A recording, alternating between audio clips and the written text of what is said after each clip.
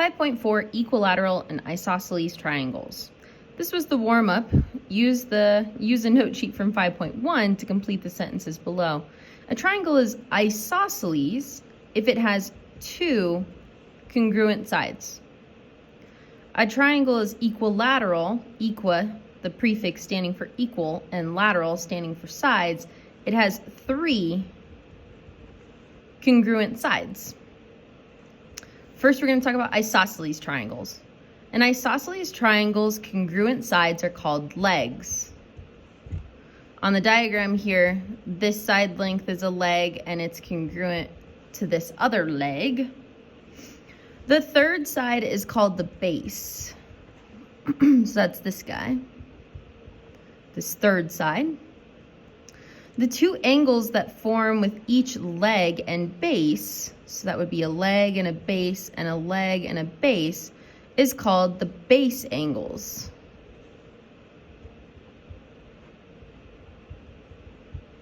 Those are those two base angles. And then the third angle gets its own name. This top angle up here is called the vertex angle.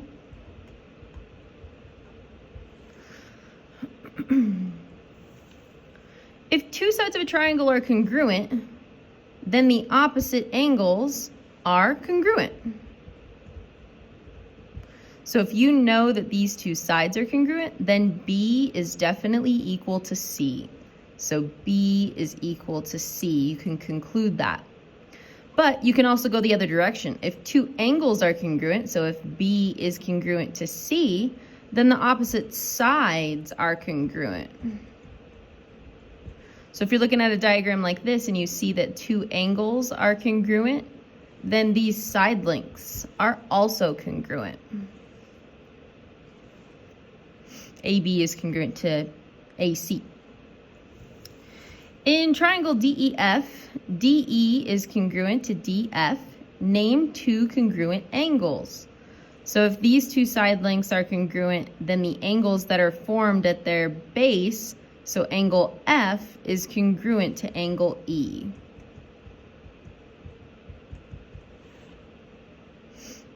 If a triangle is equilateral, meaning all three sides are congruent, then it is also equiangular. All equilateral triangles will also be equiangular, meaning all three angles are also congruent. The opposite is also true. If a triangle is equiangular, then it is also equilateral. The other thing to note is that if this is equilateral and we use the triangle sum theorem, all three of these angles must add to 180 degrees. Now, if I split 180 degrees into three corners, that means that each angle on this equilateral triangle will be 60 degrees. That will always be true. All equilateral triangles have angles that are 60 degrees in each corner. All the angles are 60 degrees in each corner. So let's use that to answer this next question. Find the measures of P, Q, and R. What kind of triangle is this? This is equilateral. And all equilateral triangles have 60-degree corners. So that means that angle Q is 60 degrees, angle R is 60 degrees, and angle P are 60 degrees. P, Q, and R are all 60 degrees. Example 3, find the value of X. What kind of triangle is this? I see using the tick marks, it's also equilateral. All equilateral triangles have 60-degree corners. So that means that 2x equals 60. Divide by 2, and x equals 30.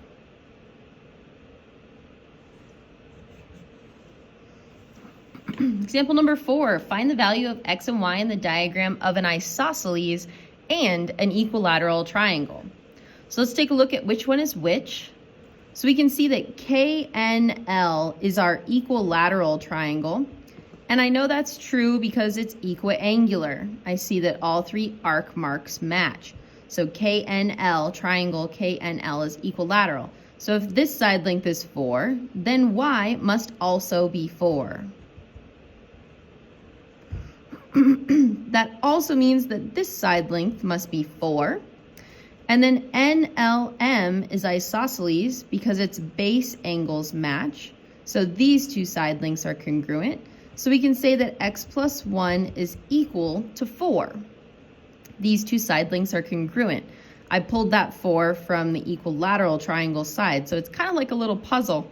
So if 4, 4, 4, and if this is 4, then it must be equal to this side length. So subtract 1, and x equals 3. Excuse me. Example number 5, two different examples. Find the values of x and y for the two problems below. So again, I can see that this triangle right here, it's not named, but I can tell that this triangle is equilateral. I can see it's equilateral because it's equiangular. All three angles are congruent, so that means that this side length is congruent to this side length is congruent to this side length. So the first one I notice I can set up here is that I know that 4y and 28 are equal. So 4y equals 28. Divide by 4, and y equals 7. So now we need to figure out what's going on here. Well, if this length is 28 and this length is 28, then these must be an isosceles triangle. So that means that this angle must also be 2x. But what is the measure of this angle here?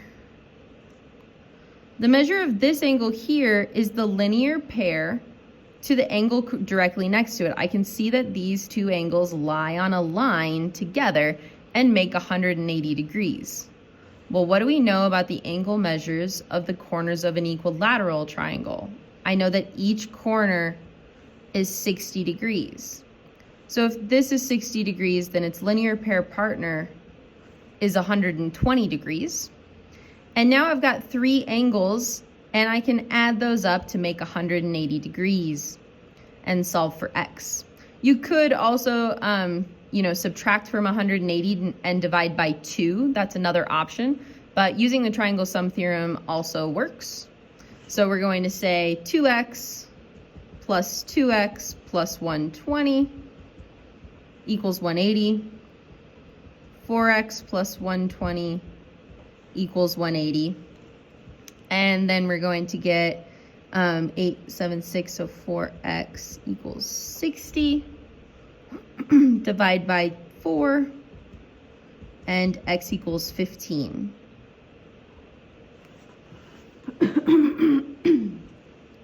Pause this video and try this example on your own.